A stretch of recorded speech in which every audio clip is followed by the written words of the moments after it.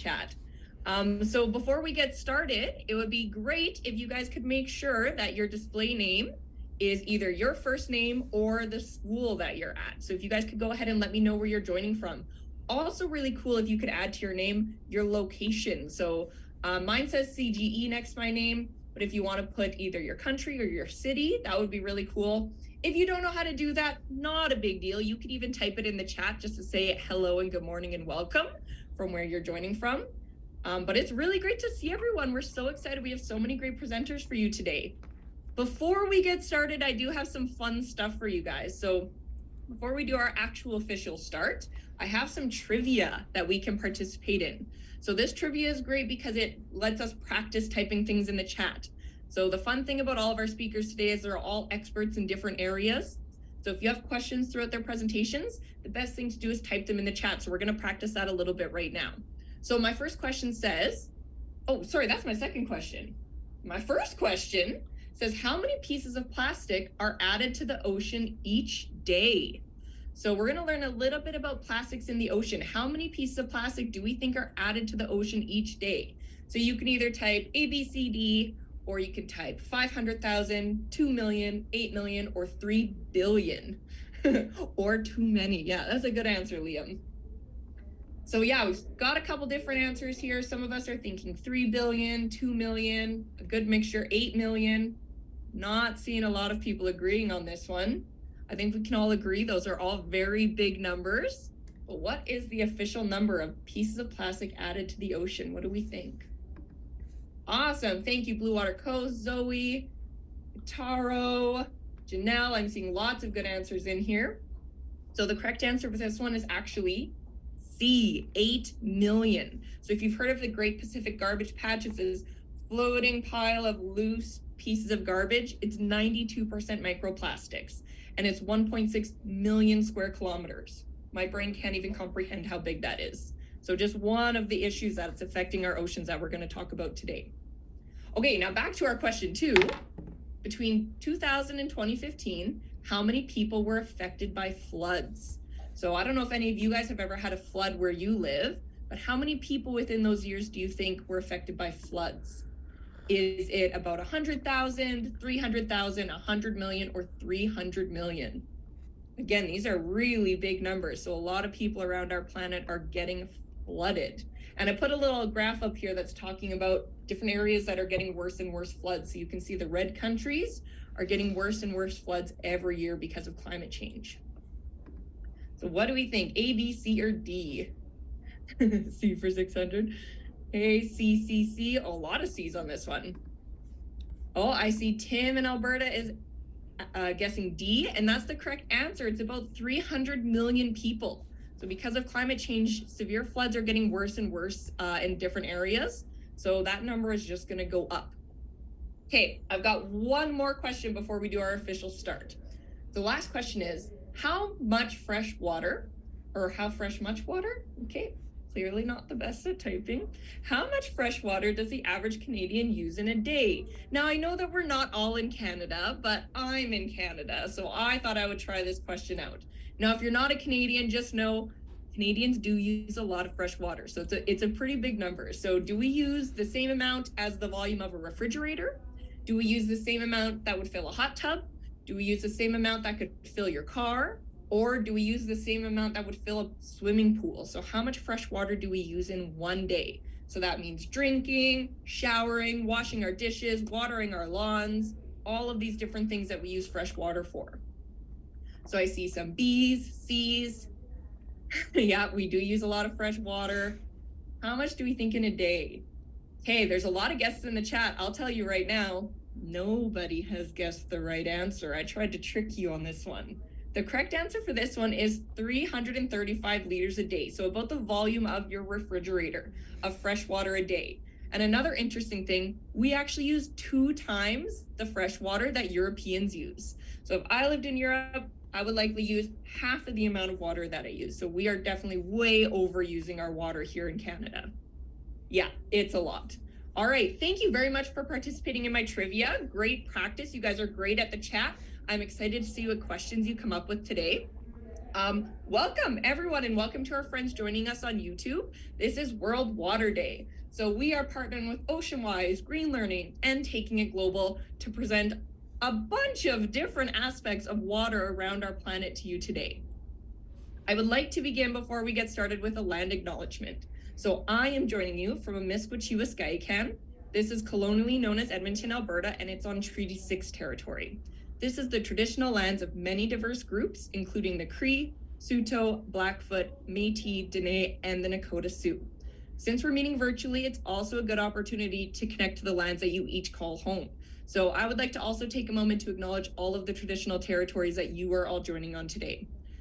Now, as we reflect on our connection to the land, it's important to remember the water as well. So the rivers and lakes and oceans that connect and surround Turtle Island and the world are what connect us and provide us with food, water, and oxygen. And we're very lucky to be able to look deeper into that connection today, not only with our traditional lands, but with our traditional waters, as we discover ways to give back to these resources and ensure healthy lakes, rivers, wetlands, and oceans will remain for many generations to come. Now, we have a very full agenda today. We've got lots of people joining us. Normally, I like to do a big welcome to everyone, but we got to jump right ahead and go ahead and welcome our first speaker. So I'm going to go ahead and welcome Jacob Parliament. So Jacob is the direct support for educators and school boards and engages with partners while facilitating GreenLearning's workshops and challenges. Sharing his passion for the environment through education, Jacob has brought learners to the outdoors and the outdoors to learners. Sparking curiosity and a desire to take action, Jacob works to equip learners and educators with the tools and communities for making positive change. So welcome, Jacob. Awesome. Thanks so much, Rebecca, for the introduction. And I'll just take a second just to get my screen shared here. And so, yeah, thank you, everyone. And I'm very excited to be speaking here today for World Water Day. And I'm going to be talking about flooding. And thanks, Rebecca, for that awesome kind of intro with the trivia questions. So we can kind of start getting our brains thinking about flooding. But first, I'm just going to take a moment just to say a little bit more about GreenLearning. So we are an education nonprofit. Our goal is to create free online education programs that are about the energy, climate change, and the green economy. And so the biggest thing about the that we try to kind of bring into our programs here at GreenLearning is we really want to focus on that kind of engagement and empowering students to be able to take action and really trying to kind of create that positive change in the world. And so I also want to take a moment just to acknowledge the land that I'm speaking from today. So I'm speaking from what we call Hamilton, Ontario, but I'm also speaking today from the traditional territory that's shared by the Erie, Neutral, Huron-Wendat, Haudenosaunee, and Mississaugas. And this land was acknowledged in the Dish with One Spoon Wampum Belt Agreement that was made between the Haudenosaunee and Anishinaabe to share and care for the resources that are around the Great Lakes. And I've included a map that kind of shows my little pin where I am. And you can see I'm nestled right in the middle of all those amazing Great Lakes. So I'm very excited to be able to talk about World Water Day. It's something that's very kind of personal and passionate for me as well. And so let's start talking about flooding. And so when we think of flooding, and when I'm saying flooding, I'm sure I've got some images here, but I'm sure some of these are kind of coming up to into mind as well. These massive areas of flooding where we've got homes and cars and things that are being kind of overwhelmed by that water. And you got the classic canoe kind of going through the streets and things like that. But what I also want to talk about is that flooding can take a lot of different shapes. And that flooding is something that impacts us all across Canada, all across the world. Especially we saw that kind of map, how we're getting more cases of these flooding instances across the world. And that is something that it's something that we all experience in different forms. And so while these pictures might not necessarily look too familiar or something that you've experienced, these pictures here might. And so this is flooding as well. It might not look like it, but it's different forms of flooding that still has some of those impacts. And so the picture on the top and the one that we have on the left is something that's called ponding. And so this is when we have excessive kind of rain and things like that, and the water doesn't go away after 2 days or 48 hours. It kind of sticks around. And that can cause some issues for us because I'm sure there's some people that might love to use that soccer field on the left there, but because of the water, they can't get access to it.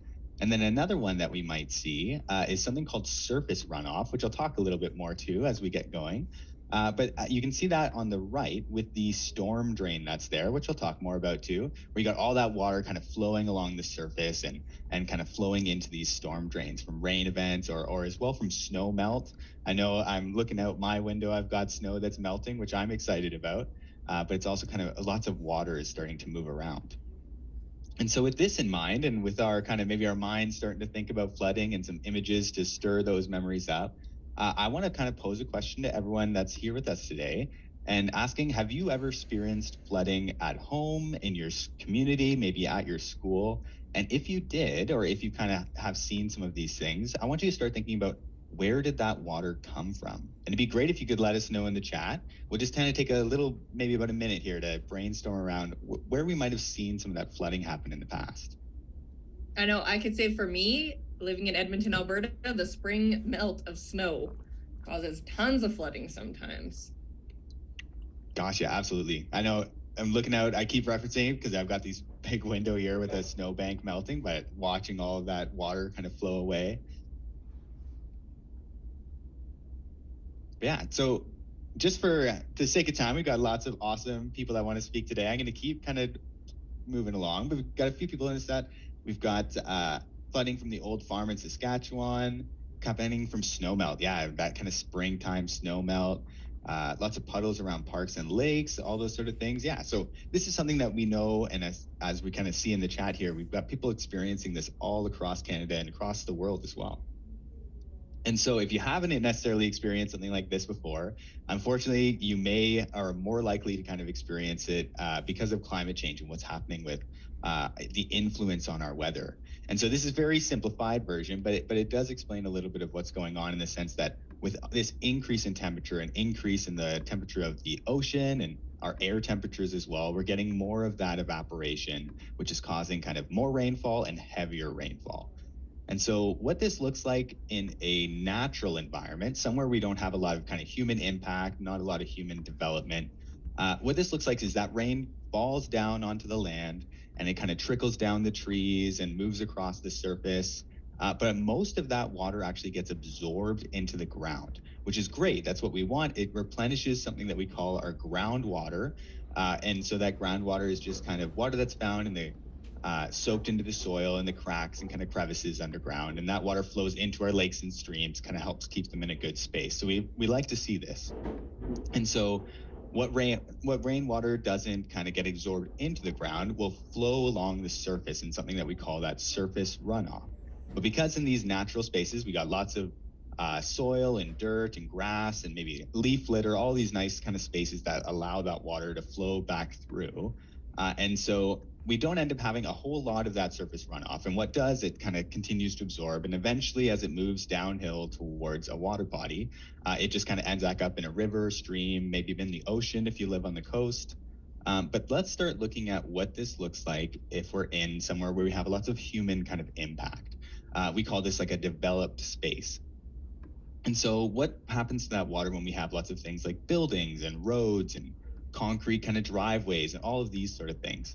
And so with all of those really hard surfaces, the water isn't able to be absorbed into the ground.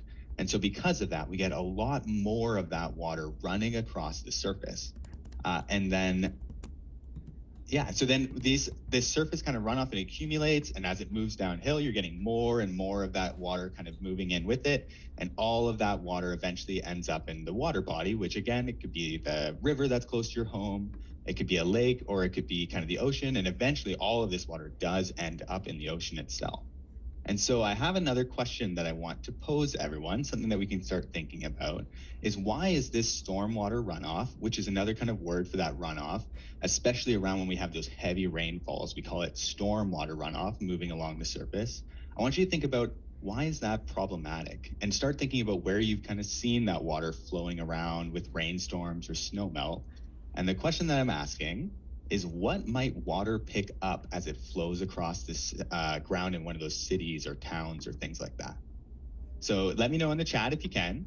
But I wanted to remind our participants too, if you do want to share on microphone, you just have to give me a little reaction and raise your hand so that I can see that you want to share an idea. And if we have time, we'll try to get you to share on microphone if you're able to. Absolutely, yeah.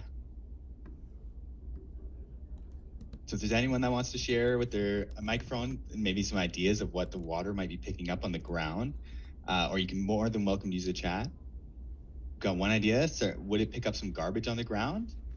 What do you think? What are we thinking? Do we see garbage on the ground? What might that water be kind of picking up as it moves around?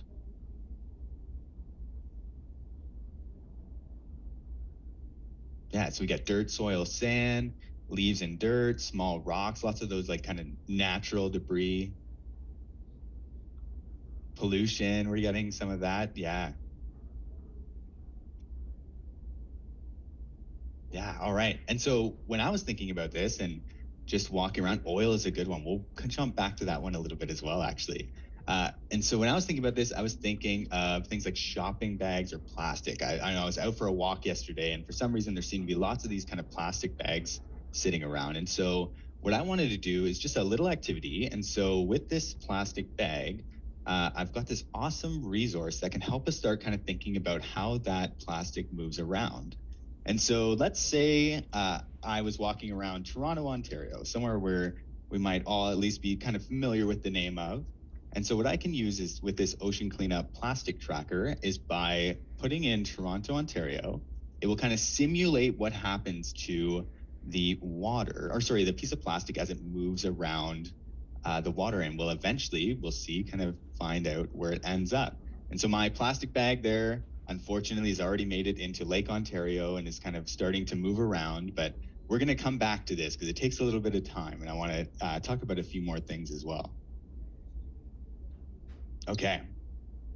And so the pollution, I want to kind of talk about that and our oil kind of comment and bring that back. So I've got this great, I've got this great graphic here that kind of starts to break down some of what's going on with that stormwater runoff.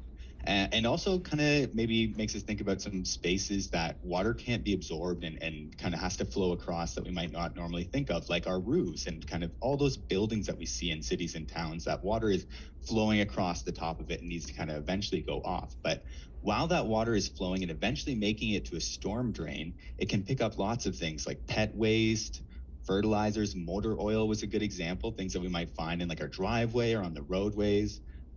You might have people that are spraying pesticides and things like that. These are kind of all of these different chemicals, things that sometimes are a bit invisible to our eyes, are all kind of picked up by that water and eventually make it into these storm drains. And those storm drains, you can kind of think of them almost as like a shoreline, because anywhere where anywhere the water is kind of meeting the land is that shoreline. And where these storm drains go, they eventually kind of make it to these water bodies and can kind of carry a lot of those things into them. And so with this in mind, let's kind of jump back and see where our flow is going. So this one here, it looks like we got lost in the Arctic Sea. So let's see. So my plastic bag that I saw flowing around here in Toronto area made its way out into the Atlantic Ocean, did a lap sort of around the North Atlantic garbage patch, and after that was moving up even into the United Kingdom area and eventually ending up here in the Arctic Ocean. So you can really start to see how a plastic bag that I just sort of see on my walk when I'm outside in some time can eventually make it into these oceans and have some of these larger impacts. And so with that in mind,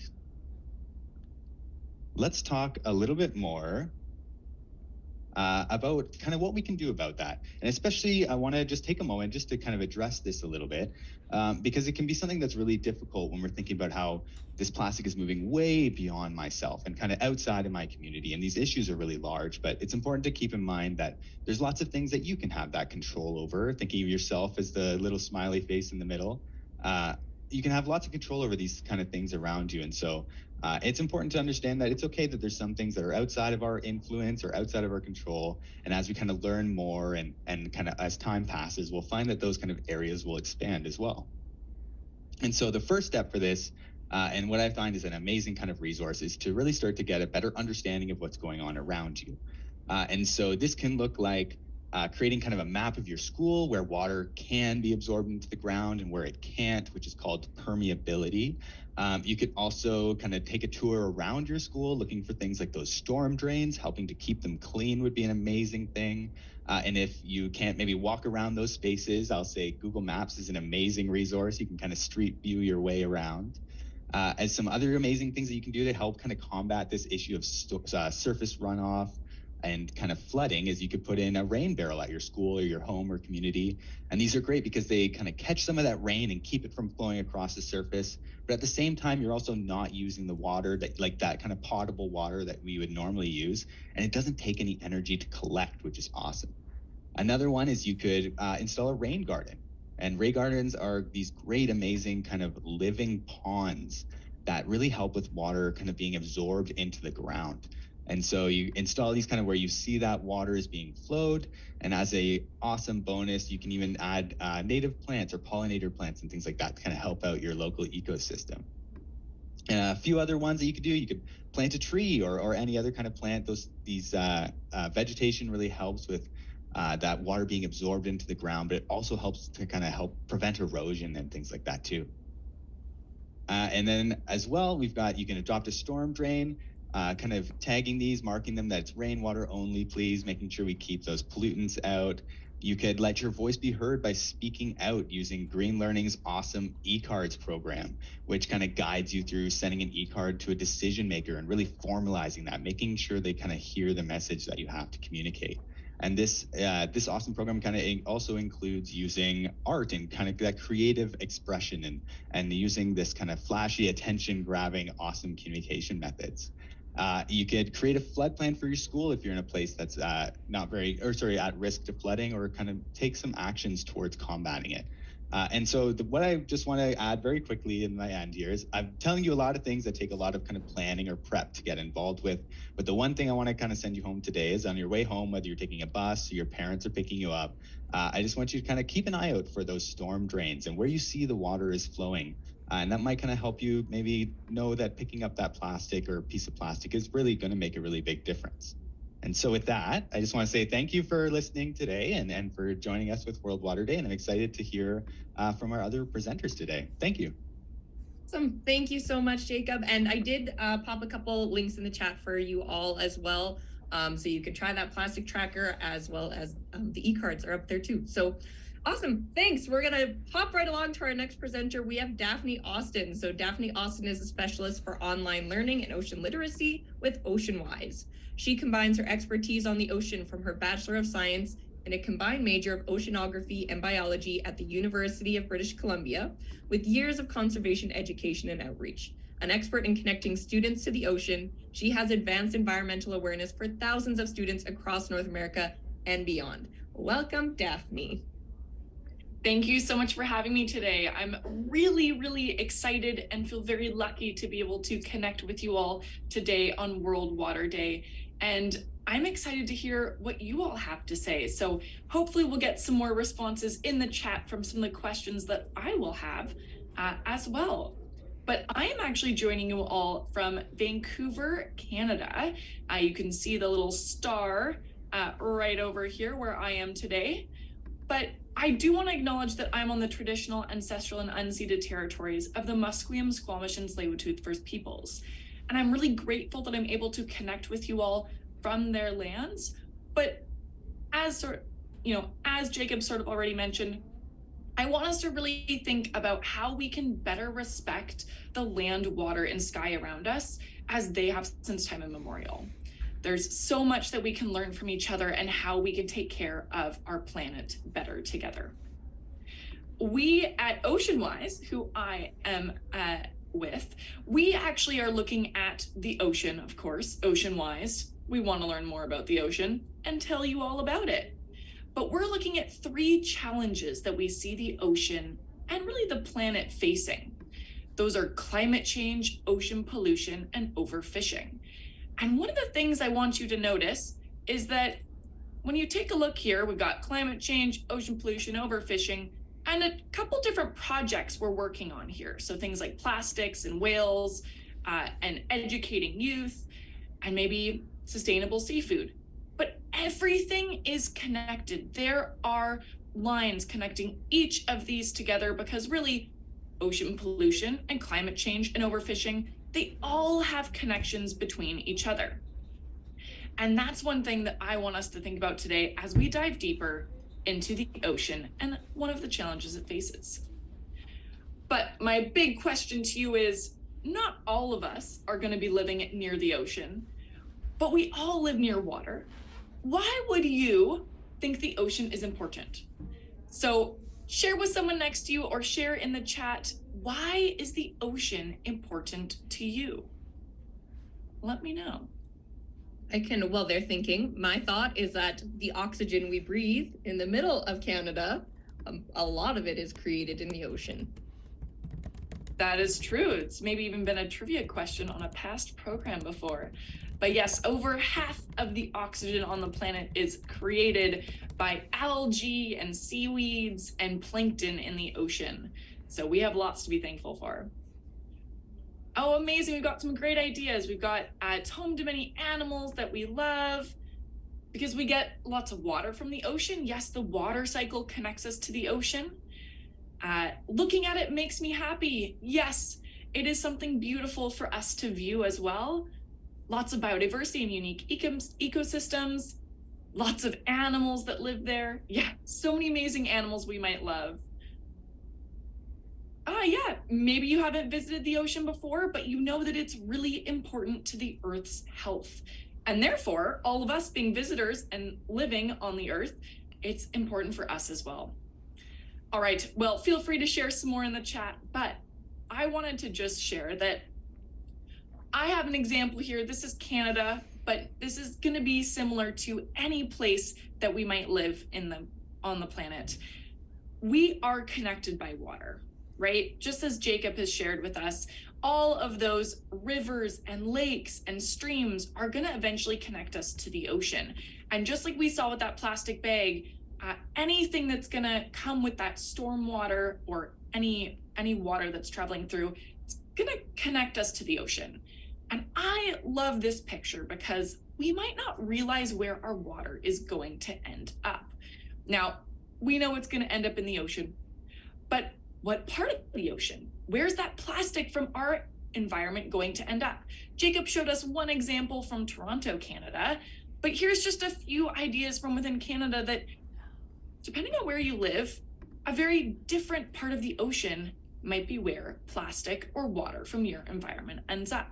So we can think about how we can affect different parts of the ocean, but also different people that live around the planet as well, as we saw with that plastic bag from Jacob. And this is really important because around 80% of the world's ocean plastics enter the ocean via rivers and coastlines. So just like that plastic bag example, a lot of garbage is getting there.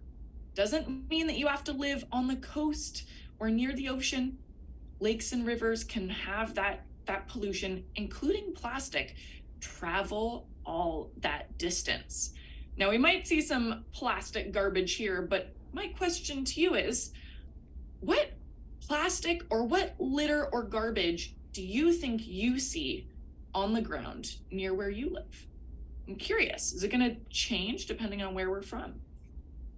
Let us know in the chat. So what plastic do you see near where you live? Oh, maybe some cans, maybe not plastic, but maybe some other litter. Like, yeah, we might see some bottles, plastic bags, definitely. Cigarette butts. Yeah, we see a lot of those here. Toys, Tim Hortons cups, maybe if you're in Canada, yeah. Wrappers from candy bars or other food. Yeah, there's lots that we might see, and we use plastic all the time, but as we saw, it can still enter the ocean.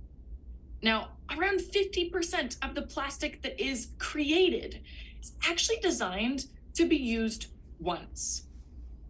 That's a lot of plastic, and that means we've spent a lot of energy and we've released a lot of gases that might contribute to climate change, creating those plastics. So we might want to find ways to reduce how many are created, especially because once those larger plastics end up in the ocean, like this water bottle right here, it's actually going to end up breaking down into smaller and smaller pieces until they become about the size of a grain of rice or smaller. And then they get the name microplastic. So you can try saying that with me, microplastic. Pretty much it just means we're gonna end up with teeny tiny pieces, really hard to pick up.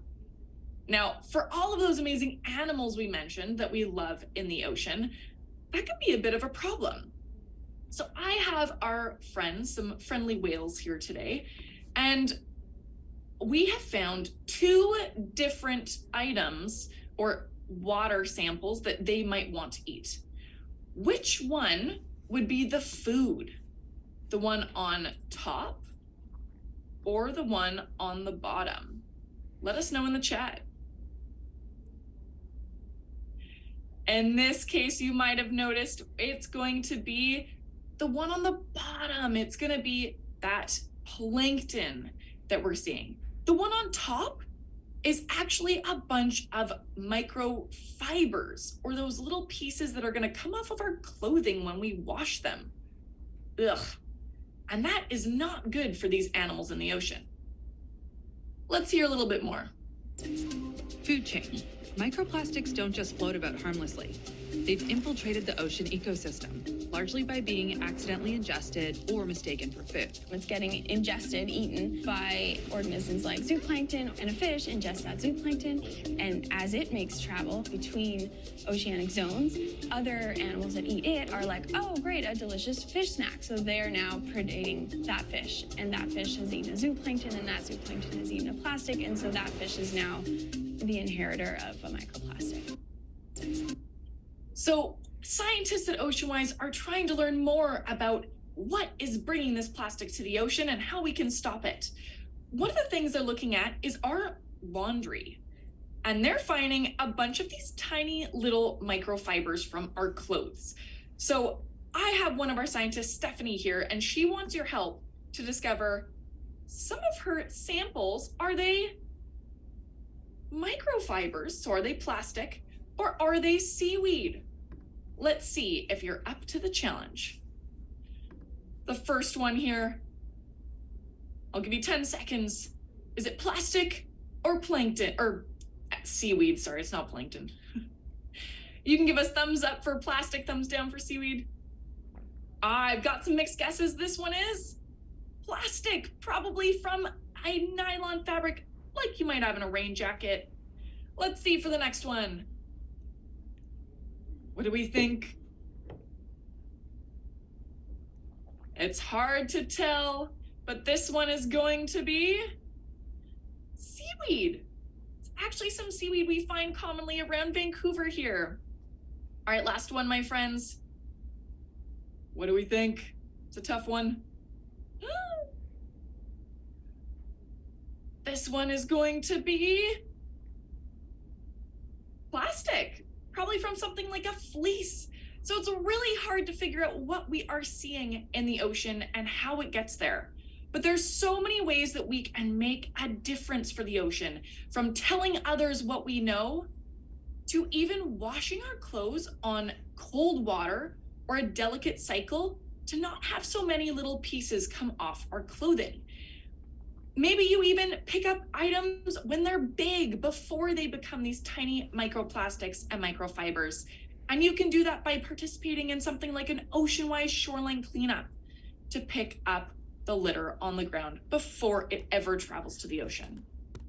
So there's so much that we can learn from all of this, and I encourage you to explore more. But thank you all so much for joining us today. Awesome. Thank you so much. Lots of ideas of what you can do. And I know just from the chat, not all of our students are joining from a coastline, but keep in mind, just because you're not on a coastline does not mean you're not connected to that coastline. So now that the snow is melting, you guys can get out there and start picking up all of that plastic before it becomes microplastics. A good opportunity. Awesome. Thank you so much, Daphne. I'm going to go ahead and invite our next speaker. So our next speaker is a fellow youth. She's going to talk to you a little bit about a different perspective. So she's joining us from Egypt. If you guys have ever heard of the Nile, it's a very famous river. She's going to talk a little bit about the issues that are facing the Nile. So this is Salma. Salma is a 17-year-old student currently attending the Metropolitan School in Cairo, Egypt. She's participated in climate learning and presentations with hundreds of youth from around the world and is passionate about climate change action. When she's not working towards a career in climate activism, she enjoys sketching and journaling. So welcome, Salma. Thank you so much, Rebecca, for the introduction. I'm so happy to be here today and very excited. So let me just share my screen.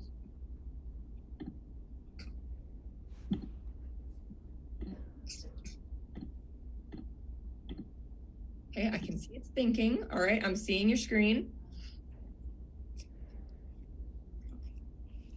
So I'm gonna talk about the Nile, as Rebecca said, specifically the Nile in Egypt.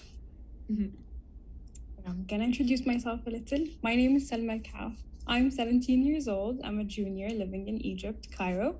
I am here today because I had the great opportunity to attend COP27 last year with Decarbonize. So I'm really happy about that. And because of it, I am gonna pursue a career in sustainable development. It is my passion. I just got a message. I think our presentation's not loading. You might have to exit out of it and try it one more time. A couple of our students are saying, I think maybe our internet's a little bit slower across the country. We can also view it from this screen too if it's not gonna load properly, but try it one more time and see what happens. Okay. Oops. How about now? It doesn't want to do the big screen for you. Okay, it's fine. Yeah, that's okay. We can do just do this mode and we'll watch it from this way because it's not too small. Perfect. Okay, so I want to introduce the Nile a little bit. It crosses, well, it starts from south and then it crosses north and then it ends in through Eastern Africa.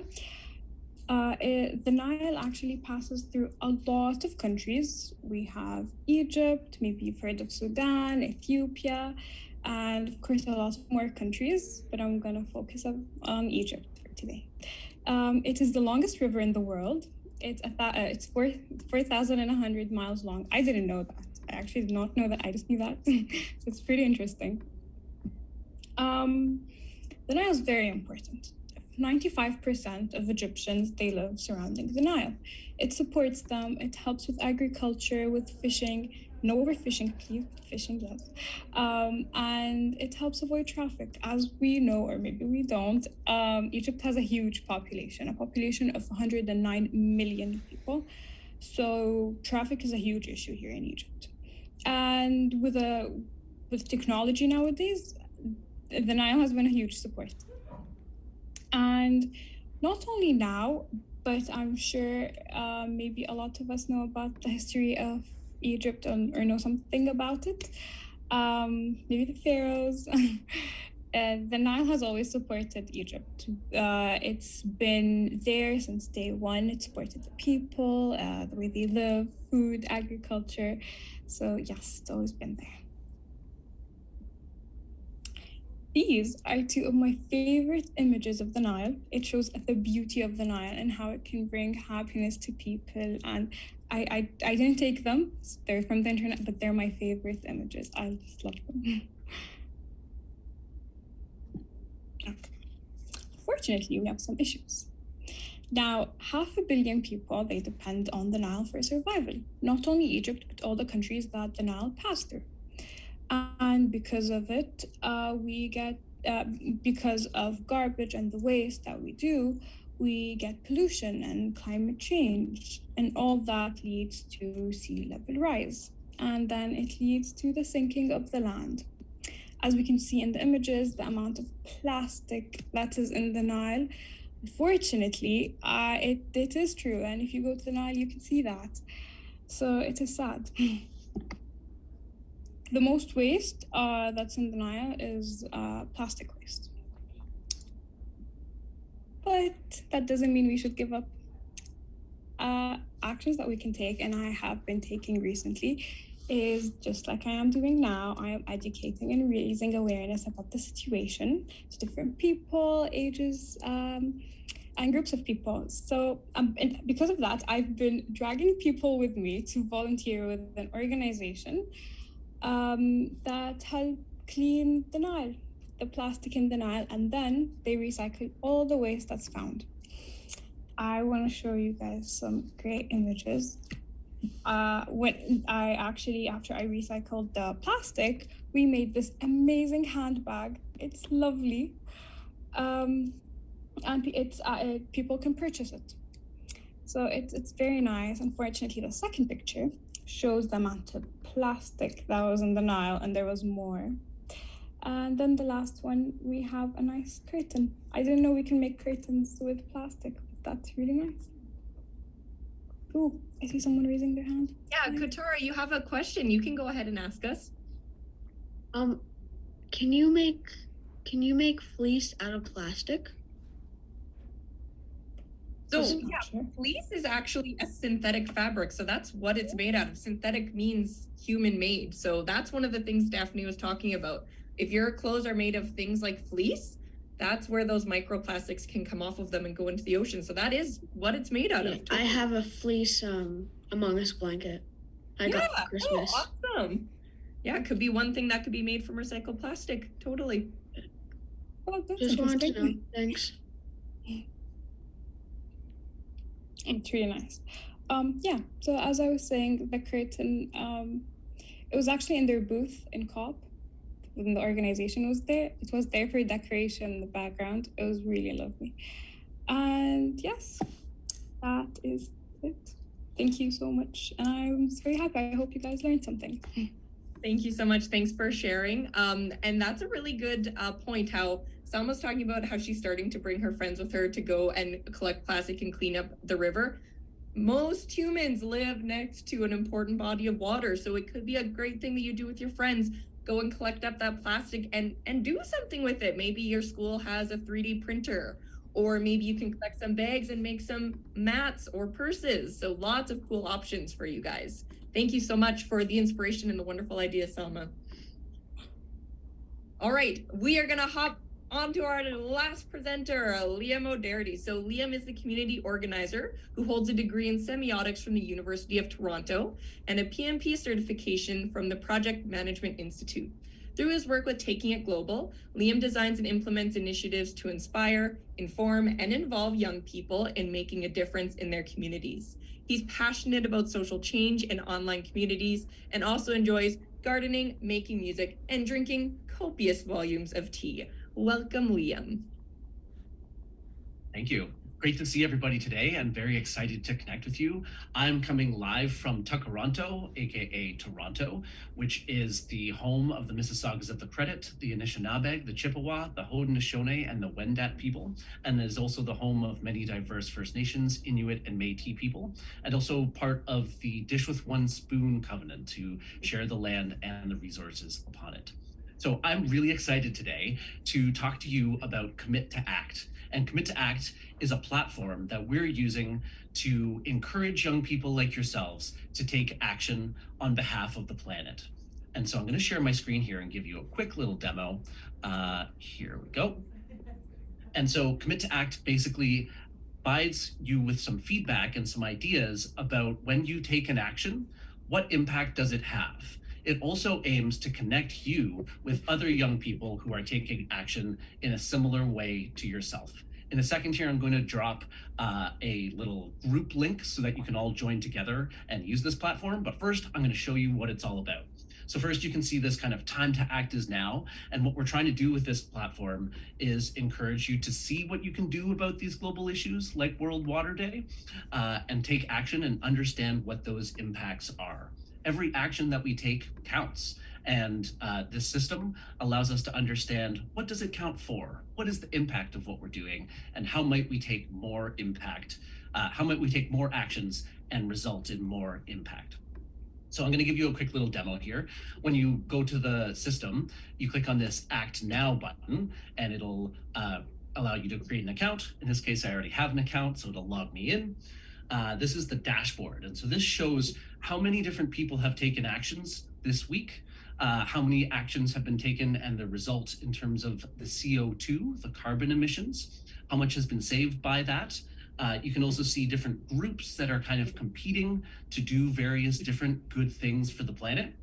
But what I'm going to show you today is how to log an action. So here we have the kind of menu of actions. These are some of the things that you can do that will have an impact on our world. And the 3 actions that we have that actually relate to our topics today. So we had Jacob talk about runoff of land. And so one of the things that would help with that is planting trees. So if you click on this action, you can go through and understand a little bit of the process of planting trees, how much carbon would be associated with that. Similarly, Daphne talked about washing laundry in cold water. And so we have a wash in cold water action. So if you are able to do that, maybe when you're doing laundry or helping your parents with it, you can take this action and it'll tell you exactly how much carbon was saved. I'm going to give you an example from avoiding single-use plastic by using reusable water bottles or jars. In this case, I'm drinking tea out of a glass jar that I've recycled that used to be, it once had jam in it, now it has my tea. Copious volumes of tea, just like my bio. So I'm going to click on this avoid single-use plastic action. It's going to ask me, when did I do this action? And so because I'm drinking tea today, I'm going to click next. The action fact is going to say, stay hydrated. Give me a little encouragement so that it reminds me to drink water, because World Water Day, water affects our world. It also affects us a lot, and staying hydrated is very good for us. So the next thing it's going to ask me is, how many milliliters of water did I drink from a reusable bottle? And so today, and again, I've got like 2 different reusable bottles. I actually have a mug and a smoothie cup and a tea thing in front of me. I've got like 4 different containers of water in front of me. I'm very, very thirsty and just stay very hydrated. So again, I'm going to estimate that approximately how many milliliters of water. It's probably more than this, but at least a liter, which is 1,000 milliliters of water. And so I'm going to click next. It's going to ask me for an image. And so one of the things that's also really cool about this platform is it uses AI image recognition. And so when I go through here, I took a picture of the water bottle that I'm drinking from today. Here's my tea out the window with some of the plants that are just beside me here today. So here's my action. I'm going to open this and it's going to attach it. And so when I upload this image, what's actually happening is there's an AI kind of computer in the background trying to see, is that a recognizable picture of an image? And if it is, it'll automatically be approved, and I'll get a sense of how many grams of CO2 has been saved through my action. Here it is, it recognized it. This is always kind of like the fun, but also the little bit kind of surprising, because whether or not the AI will recognize it, you can't tell. But basically that action, me drinking this cup of tea today out of a reusable cup, saved 37.3 grams of CO2. And so that allows me to just understand that every little action that I have has an impact on the world and also has an amount of grams of carbon saved. So yeah, I just wanted to promote that. We are launching this platform after working on it for quite a long time. And we're very excited to hold this contest that is going to run from now until Earth Day on the 22nd. And so I'm just going to show you again the different actions that we have currently. We have eating plant-based, we have sustainable transportation, we have avoiding single-use plastics, we have planting trees, avoiding fast fashion and repairing our clothes, and finally washing in cold water. This is just the beginning. We're going to add many, many more actions and build out this system to be even more fun and engaging and innovative. And then the other thing that I have here is I have a group. So basically the system allows you to connect with other people who are also taking action. And so one of the things that we wanted to do was, if you're interested, you can sign up via this group link that I've just dropped in the chat. And then the various different people who are on this session today can see what actions each other are doing, understand the impact that we're all having together, and hopefully encourage each other to take more actions. So yeah, there's the platform that we are very excited to launch and to build out. And if you have any ideas, feedback, suggestions on additional actions we could add, improvements, things you like, things you don't like, love to hear more about those. There's a way that you can, through this system, email us if you add your email here. But yeah, very excited to show that off today, and super excited to see what actions you will take in support of the world and its water. Thanks so much for connecting with me today. Yeah, it's awesome. You guys kind of get like a little sneak peek. Like you're our first group that gets to go and try this app out and let us know what you think about it and log some actions before we do our global launch of it. So a really select group that gets to try it out. So I think it should be super fun for everybody to test it out. Thank you very much for sharing. If you guys have questions about it, Liam, maybe if you could just pop a contact in the chat, and then that way if they have feedback or questions, they can let you know. Yeah, that's awesome. We're coming to the end of our event. I couldn't really tell if there's anybody working on it, but does anybody have the activity sheet that goes with the event? Did anybody print it off and work on it? I don't know, we don't have a lot of people on camera today. Okay, so then maybe we don't have any sharing we need to do. But if you guys do have any sharing that you'd like to do on camera, we are willing to give you a spot to share what you've been working on camera. I know some of our schools will have that activity sheet. We only have a couple minutes left, so for these last few minutes, a couple things that we would like to do. Number one, now's your chance to ask some questions. So if you have any questions for our experts, now's your chance to pop them in the chat. If you want to know what fleece is made out of, great time to ask that, right? If you have more questions about flooding or plastics or the ocean or rivers, if you have questions about what it's like living in Egypt, you can go ahead and ask those. So now's your chance to pop that in the chat and go ahead and ask them. And while we do a few questions, I have a little quiz for you to work on as well. So we love to get your feedback on what you think about sea creatures and what you think about the event. Some of you may have done this quiz before, but there's a bunch of new creatures on here from last year. So let's see if we get something new or something different. So it's a quick quiz. It's only a few questions. I would love it if everybody participating today took a minute to do this. You can do it as a whole class, or you can do it as an individual, totally up to you. But if you take a couple minutes to do that, you can go ahead and pop in the chat and let us know what creature you got. I know when I did it, I got a shark. I'm obviously a shark, but I would like to see what everybody else gets as well. So take a couple minutes to do that and let us know what you got. While you're doing that, I do have one quick question for each of our speakers.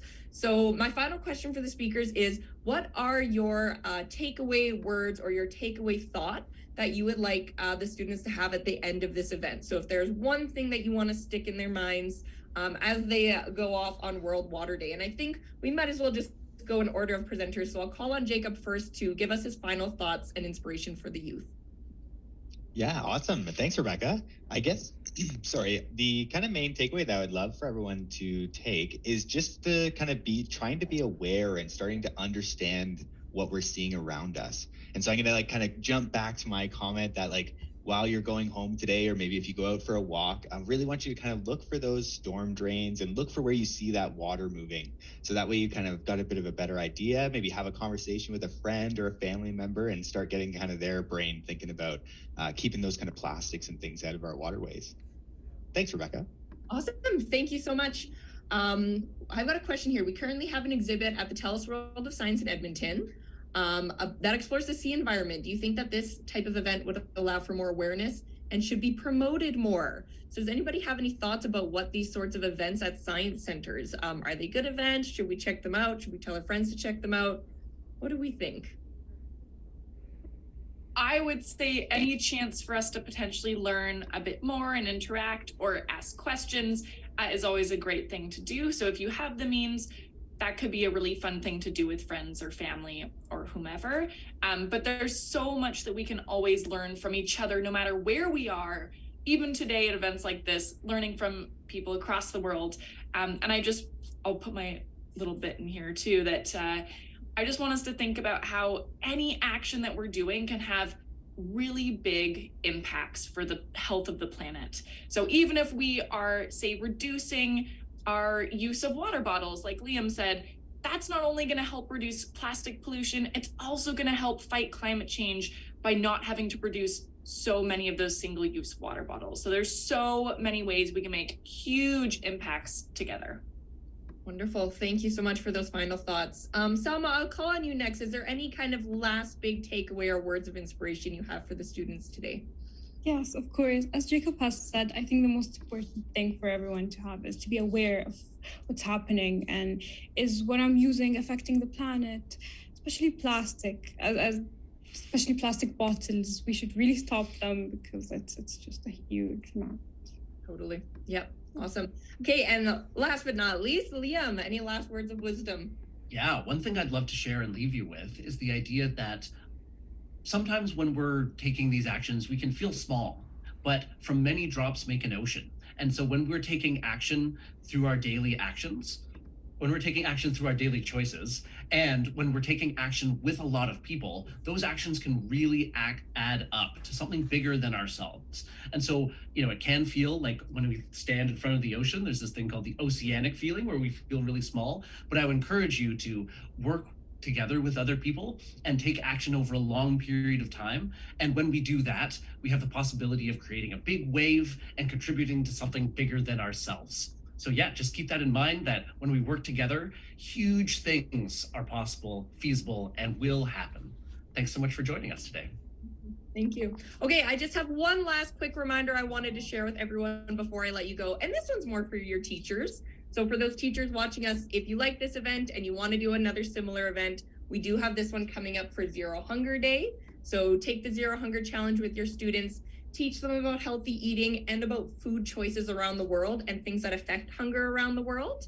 And that is my last reminder for you. So I just wanted to say thank you so much for everybody for joining us today. It was a wonderful water day. I loved seeing you all and hearing your ideas. And we really hope that we see you again soon. So thank you so much for joining. And thank you to all my wonderful presenters for taking the time today to present. It was wonderful having everyone. Happy Water Day. Bye. Thank you. Happy Water Day, everyone.